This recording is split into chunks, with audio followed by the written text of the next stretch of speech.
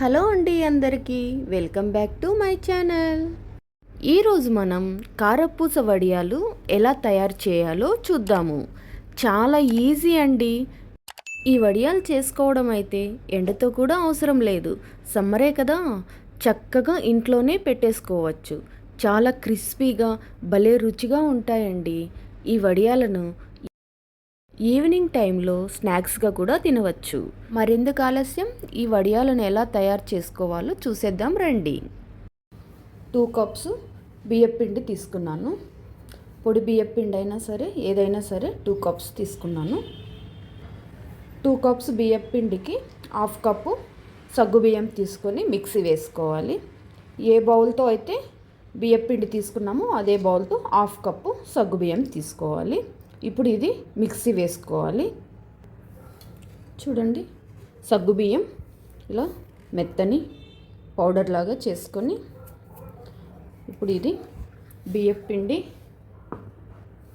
ఇందులోకి వేసుకుండేసి రెండు బాగా మిక్స్ చేసుకోవాలి. ఇలా మొత్తం రెండు మిక్స్ అయ్యేటట్టు కలుపుకోవాలి. ఇలా మిక్స్ చేసుకొని పక్కన పెట్టేసుకోవాలి. ఇప్పుడు ఒక చిన్న మిక్సీ జార్ తీసుకొని అందులోకి పచ్చిమిర్చి వేసుకొని కొద్దిగా సాల్ట్ వేసుకోవాలి. సాల్ట్ వేయడం వల్ల పచ్చిమిరపకాయలు మిక్సీ చేసినప్పుడు నల్లగా అవ్వకుండా ఉంటాయి. ఇప్పుడు ఇది పేస్ట్ చేసుకోవాలి. ఇలా పేస్ట్ చేసుకున్నాక 1 కప్పు వాటర్ తీసుకొని ఈ పేస్ట్లోకి కొద్దిగా వాటర్ వేసుకోవాలి. వాటర్ వేసుకొని మళ్ళీ ఒకసారి మిక్సీ వేసి మిగిలిన వాటర్ కూడా వేసేసి పక్కన పెట్టాలి. స్టవ్ ఆన్ చేసుకొని ఒక కుక్కర్ గిన్నె పెట్టేసుకోవాలి, మందంగా ఉండేది. ఇప్పుడు ఇందులోకి 5 కప్స్ వాటర్ తీసుకోవాలి.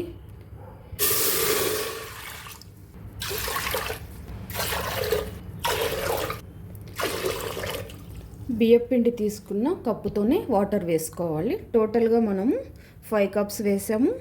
అంతకుముందు పచ్చిమిర్చి పేస్ట్లోకి 1 కప్పు వేసాము. మొత్తం 6 కప్పులు వాటర్ వేసాం. ఈ నీళ్లు బాగా వేడి చేసుకోవాలి. వాటర్ వేడయ్యాయి. ఇప్పుడు ఇందులోకి పచ్చిమిర్చి వేసుకున్న నీళ్ళు ఉన్నాయి కదా, అవి ఇలా ఫిల్టర్ చేసుకొని వేసుకోవాలి.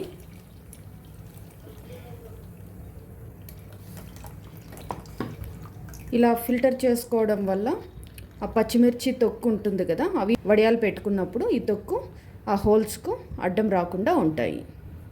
ఇప్పుడు ఇందులోకి మీ టేస్ట్కి తగినట్టు సాల్ట్ వేసుకోండి. ఇంగువ కొద్దిగా వేసుకోవాలి. ఇంగువ వేయడం వల్ల టేస్ట్ చాలా బాగుంటుంది. మొత్తం అన్నీ మిక్స్ అయ్యేలాగా ఒకసారి మిక్స్ చేసుకోండి. ఇలా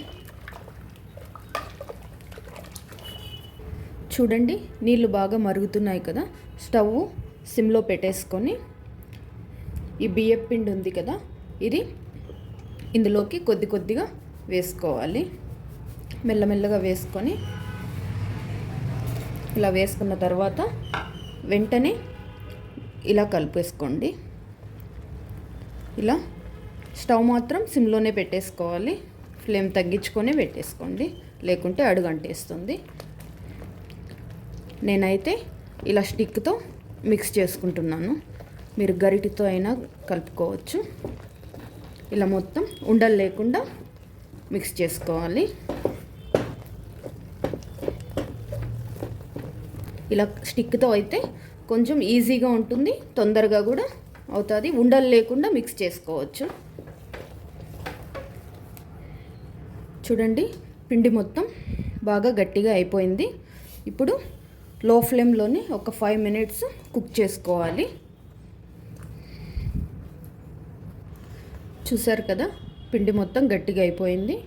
5 మినిట్స్ తర్వాత స్టవ్ ఆఫ్ చేసేసుకొని ఒక మూత పెట్టేసుకొని పూర్తిగా చల్లారనివ్వాలి.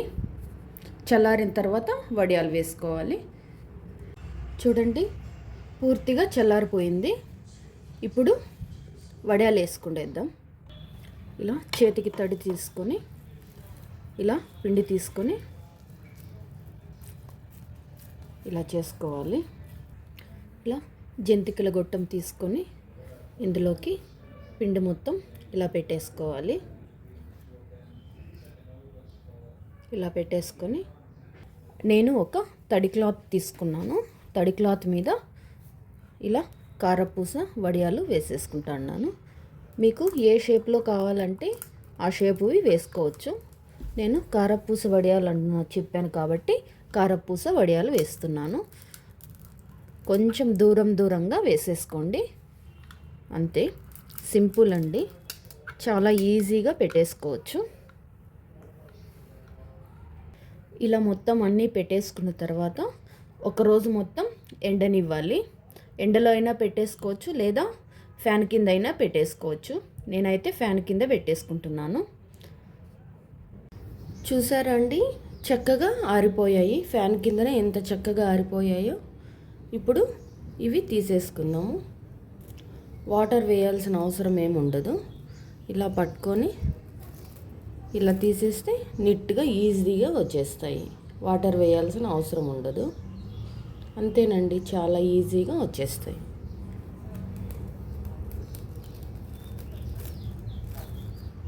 చూడండి, ఈజీగా వచ్చేస్తాయి, చాలా సింపుల్గా వచ్చేస్తాయి. ఇలా మొత్తం తీసేసుకొని ఒక గిన్నెలోకి వేసుకోవాలి. చూడండి, ఇవి ఒక్కొక్కటి కింద వైపు కొంచెం తడి ఉన్నాయి. ఇప్పుడు ఎండలో ఒక రోజంతా పెట్టేసుకొని బాగా చక్కగా ఎండనిచ్చేద్దాము. చూసారా అండి, చక్కగా ఎండిపోయాయి. చూడండి, ఎండిపోయిన తర్వాత ఇంకా సన్నగా అయిపోతాయి. ఆయిల్లో ఫ్రై చేసామనుకో పెద్దగా వచ్చేస్తాయి. ఇప్పుడు ఇవి ఆయిల్లో వేసుకొని ఫ్రై చేసుకుందాం. ఆయిల్ వేడయింది, అందులోకి ఒక్కొక్కటి ఆయిల్లో వేసుకొని ఫ్రై చేసుకోవాలి. చూడండి, ఆయిల్లో వేసేసరికి చక్కగా పొంగుతూ పైకి వచ్చింది. మీకు ఎన్ని కావాలో అన్ని వేసుకొని ఫ్రై చేసుకోవాలి. ఒకదాని తర్వాత ఒకటి ఫ్రై చేసుకోవాలి.